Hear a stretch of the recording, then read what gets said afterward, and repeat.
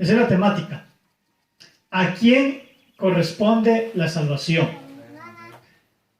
Si nosotros miramos la palabra del Señor, hermanos, miramos ahí la historia, por ejemplo, en el mismo libro de Hechos de los Apóstoles, el capítulo 17, nosotros damos lectura ahí desde el verso 16, una historia bastante interesante donde dice que Pablo estaba en Atenas y estando ahí en Atenas, dice que Pablo miró que toda la ciudad era una ciudad bastante religiosa y tenía muchos ídolos, ¿sí? Entonces, Pablo empieza a predicar el Evangelio de Cristo. Empieza a hablar de Jesucristo. Y entre esa predicación, la gente escucha, la gente ateniense escucha y dice, vamos por favor aquí, te vamos a llevar frente a los líderes para que también nos hables de estas cosas que son nuevas para nosotros. No, nosotros no hemos escuchado de ese tipo de mensaje del que tú estás hablando. Ese mensaje de un tal Jesús, de ese Jesús que murió, que resucitó al tercer día y que ahora vive para siempre. No hemos escuchado ese mensaje. Entonces los atenienses dicen, según lo que dice la parte bíblica, no se interesaban en otra cosa sino en escuchar algo nuevo y en aprender algo nuevo. Eso es bueno saber. Cuando la gente no se conforma con lo que por ahí aprendió un poquito, sino que investiga más, indaga más. Y entonces ahí dice la palabra del Señor, 17 de Hechos de los Apóstoles, el versículo 20. Pues traes a nuestros oídos cosas extrañas. Queremos pues saber qué quiere decir esto. Porque todos los atenienses y los extranjeros que residían ahí, en ninguna otra cosa se interesaban sino en decir o oír algo nuevo. Entonces Pablo, puesto en pie en medio del areópago, dijo, varones atenienses, escuchen estas palabras importantes, en todo observo que son muy religiosos. Porque pasando y mirando por vuestros santuarios, hallé también un altar en el cual estaba la inscripción en letras mayúsculas, al Dios no conocido, al que vosotros adoráis, pues sin conocerle, es a quien yo les anuncio. Amén, gloria a Dios. Entonces, ¿qué quiere decir esto? Que en toda la ciudad de Atenas habían diferentes tipos de ídolos. Si usted estudia un poquito la parte de la historia ateniense, ve que de ahí nacen los diferentes dioses, del dios, ¿quién ha escuchado por ejemplo del dios de Zeus? Del dios por ahí, del dios del amor, ¿cómo le llaman? Cupido, la diosa Atenea, y así diferentes tipos de dioses, imágenes, esculturas, y tenían ahí, pero entre todas esas esculturas había una inscripción, no había imagen, escuche bien esto, no había imagen, pero había una inscripción que decía al Dios no conocido. O sea, en todo digámoslo así, el conocimiento vano o la ignorancia de la gente, a pesar de esa ignorancia, ellos sabían que había un Dios que no era conocido y un Dios específicamente que no se lo podía hacer figurita o una imagen para representarlo. Y ahí es donde va Pablo y dice, a ese Dios que ustedes no conocen, a ese es al que yo les predico. ¿Algo nuevo en esta época? Nada que ver. Todas las épocas, todas las generaciones, siempre han habido idolatría tras idolatría. Usted vaya al Antiguo Testamento y ve ahí que la gente se hacía unos becerros, como tipo torete, un toro así de oro puro. Y la gente dice que adoraban a esos ídolos. Otros por ahí se hacían otras imágenes, otras figuritas, y adoraban a ello. Y eso es bíblico, eso ha existido siempre desde la antigüedad. Ahora usted viene a esta época en la que estamos nosotros ahorita, pleno siglo XXI, donde hay una tecnología que ha sobrepasado en gran manera y aumentado en mucha forma. Aún puede ver usted gente que se doblega ante una escultura, ante una imagen, y piensa que eso es un Dios.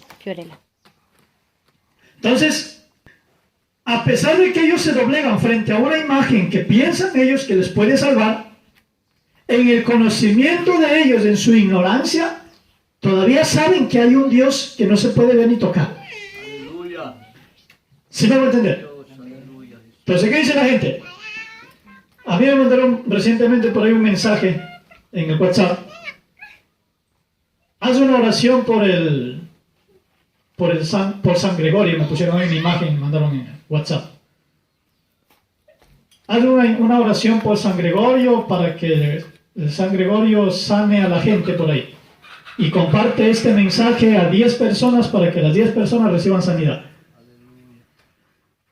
Pero gracias a Dios del conocimiento que nos ha dado, sabemos que no hay santo por ahí, entre comillas, que sane al ser humano, sino que la sanación y la salvación viene de Jesucristo. Amén, amén. Jesucristo dice que cuando iba pasando por las calles de Galilea, de Jerusalén, la gente se acercaba a él, Jesucristo lo sanaba. Era Jesús, no otro santo. Era Jesús. La salvación y la sanación vienen de Jesús. Entonces no podemos nosotros andar buscando o corriendo detrás de otra imagen, un ídolo o una escultura, buscando un favor que no vamos a recibir. Porque si usted lee el libro de Isaías, Isaías habla clarísimo cómo Dios se burla de las imágenes, de las esculturas. Lea el libro de Isaías a partir del número 45 para adelante. Habla acerca de cómo Dios se burla de las imágenes. Y ahí habla el Señor clarísimo. Estas esculturas, dice, no tienen poder ni para hacer bien, ni para hacer el mal. Tienen pies, pero no caminan. Tienen ojos, pero no ven. Tienen oídos, pero no escuchan. Tienen que ser llevados y tienen que ser cargados porque solo no pueden moverse. Y ahí dice el Señor, Dios se burla de los ídolos. Entonces, la ignorancia hay que cambiarla por conocimiento. Y aquí es donde vienen los atenienses y dice claramente que esta gente de Atenas no se interesaba en otra cosa sino en escuchar algo nuevo y decir algo nuevo. O sea, estaban interesados en conocer cosas distintas a las que habían aprendido. Y ahí es donde llega Pablo y dice, sí, yo les estoy predicando a este Jesús.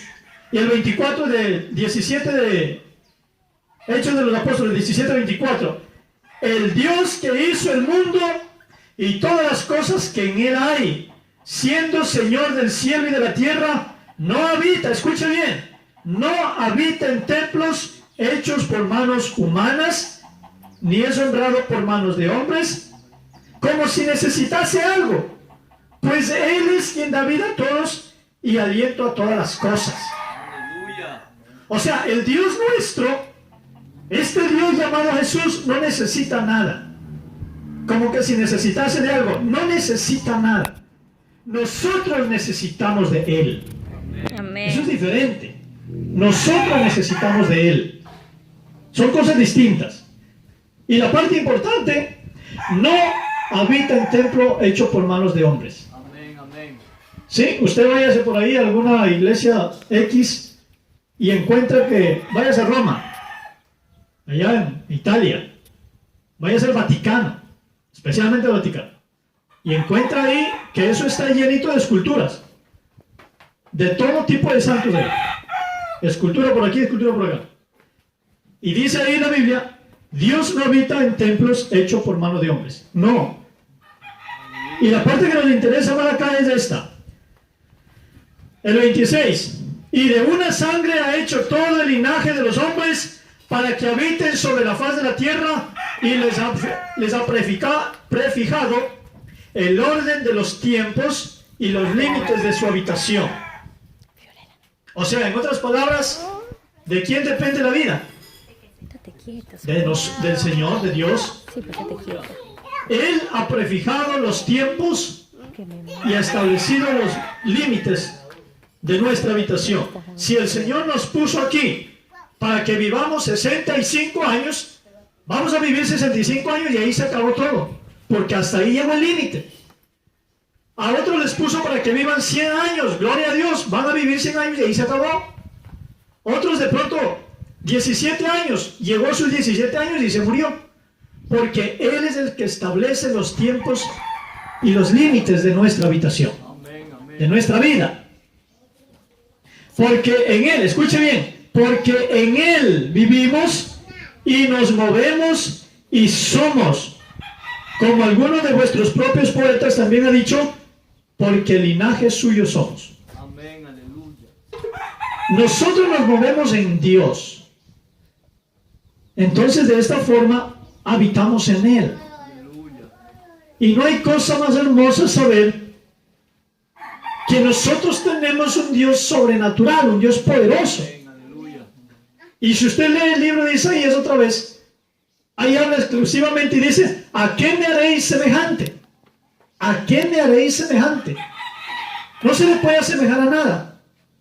Entonces uno les pone una figurita, un hombre rubio, con ojos verdes, de tez blanca, y lo hacen bien bonito. Y dicen, así es Dios. Pero investigue la Biblia, y la Biblia dice que Dios es espíritu. Aleluya. Y un espíritu no tiene forma, no tiene figura, no tiene parecer. Es un espíritu. Usted váyase y mire la escultura. Ahora váyase a África. Y en África le hacen también a un ídolo, pero de tez morena.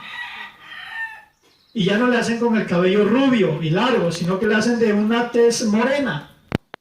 Ahora mi pregunta es, ¿quién es el verdadero? ¿El rubio o el moreno? Ninguno. Porque Dios no se asemeja a ninguna cosa. Eso dice la Biblia, no lo digo yo. Entonces, al Dios no conocido es al que nosotros también le adoramos. Amén, amén. No porque no le conozcamos, sino porque ya hemos llegado al conocimiento de que existe un solo Dios que hizo los cielos y la tierra. Amén. Y no hay otro fuera de Él. Entonces, ¿cómo era el título? El mensaje del día de hoy. ¿De quién viene la salvación? ¿O a quién corresponde la salvación? Ahora, vamos a la otra parte, donde dimos lectura nosotros. En el libro de Hechos, capítulo 10, hablamos de una parte interesante donde dice el apóstol Pablo, llega a la casa de un hombre llamado Cornelio, que era gentil, que no conocía, no era judío, era un extranjero, y empieza a predicarles del Señor, empieza a hablarles del mensaje de Cristo, y él le cree al mensaje. Pero indague un poquito más atrás, desde el capítulo 10, del 1 en adelante, y lea toda la historia completa. Dice ahí, clarísimo, el 10:1 de Hechos. Había en Cesarea un hombre llamado Cornelio, centurión de la compañía llamada la italiana, piadoso y temeroso de Dios. Era un hombre romano piadoso y temeroso de Dios, con toda su casa, y hacía muchas limosnas al pueblo, y oraba a Dios siempre. Este hombre era romano, no era judío, no era israelita, pero era temeroso de Dios, y adoraba a Dios, y oraba siempre, y daba limosnas, y ayudaba al prójimo, y era un hombre de buen testimonio, ¿sí? A pesar que no conocía al Dios verdadero. ¿Qué quiere decir esto? Que llega una visión y un ángel le dice,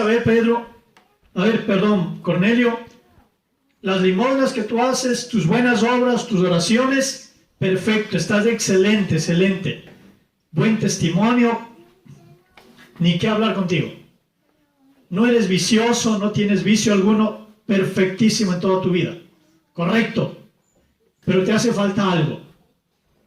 Entonces, para llegar al cielo, escuche bien, para llegar al cielo, al reino de los cielos, no solamente basta con ser buena persona o vivir de una forma bonita, no hacerle mal a nadie. Para llegar al cielo hay que seguir unos reglamentos establecidos o unos parámetros establecidos por Dios. Cornelio bien se podría haberse ido al cielo bien bonito, bien chévere, porque él hacía cosas buenas. Era un hombre íntegro. Ahí dice la Biblia, clarísimo. ¿Sí? Pero el ángel le dice, a ver, todo lo que haces está bien, pero por favor manda a algún siervo tuyo para que traiga a Pedro. Este apóstol Pedro te va a decir lo que tienes que hacer. Y manda a ver a Pedro, le cuenta la visión, le dice, mira, yo estaba ahí y me vino una visión, vino un ángel, me mandó a que te llamase a ti para que tú me digas lo que tengo que hacer para alcanzar la salvación. Y ahí lo que dimos lectura, el apóstol Pedro llega a la casa de este hombre y le empieza a predicar de Cristo Jesús. No de él, no de otra persona, no del San Pedro, ni del San Lucas, ni del San Marcos, no. De Cristo Jesús predicaba Pedro. Amén, amén. Y cuando estaba hablando de Cristo Jesús, dice claramente que Cornelio con toda su casa creyeron. Y cuando le creyeron, dice claramente ahí que de pronto bajó el Espíritu Santo sobre esa vida, sobre esa familia, y todos fueron llenos del Espíritu Santo. Amén. Después que fueron llenos del Espíritu Santo, viene aquí esta parte interesante. Escuche. El 47, 10:47 de Hechos. Entonces respondió Pedro, ¿puede acaso alguno impedir el agua para que no sean bautizados estos que han recibido el Espíritu Santo también como nosotros los judíos? Y les mandó, ahí está lo que tenía que haber hecho Cornelio para salvarse. No bastaba solamente con ser bueno. Y les mandó bautizarles en el nombre de Jesús. Eso era lo que le faltaba a Pedro. Eso le faltaba. A Cornelio, perdón. Bautizarse en el nombre de Jesús para el perdón de los pecados. Usted lea 2:38 del mismo libro de Hechos y dice, Pedro se levantó y le dijo a la multitud, arrepiéntanse de sus pecados y bautícense en el nombre de Jesús para el perdón de los pecados. Entonces el bautismo en el nombre de Jesús no es un rito, es un requisito para la salvación. Cornelio estaba bien, caminando bien, buen papá, buen vecino, buen siervo, buen jefe, de buen testimonio, pero le faltaba algo. ¿Qué le faltaba? El bautismo para el perdón de los pecados. Entonces, ¿de quién corresponde la salvación? La salvación proviene de Dios, de Jesucristo, y no le corresponde por ser buena gente. Punto número 1. No por ser bueno me voy al cielo. Punto 1. Punto 2. No por adorar ídolos me voy al cielo. Ya dimos lectura a eso. El 17:34 de Hechos. Al Dios no conocido. Muchos ídolos, muchas idolatría en la ciudad de Atenas. Pero no proviene la salvación de la idolatría. No. No proviene la salvación por ser buena gente. No. Proviene por ser un hombre que realmente acepte a Cristo Jesús, se bautice en su nombre y le sea fiel. Vamos al siguiente punto para ir culminando. El libro de Gálatas, capítulo 1, vamos a leer lo que dice desde el verso 13. Porque ya han oído acerca de mi conducta, dice el apóstol Pablo. Pablo escribe esta carta a la iglesia en Gálatas.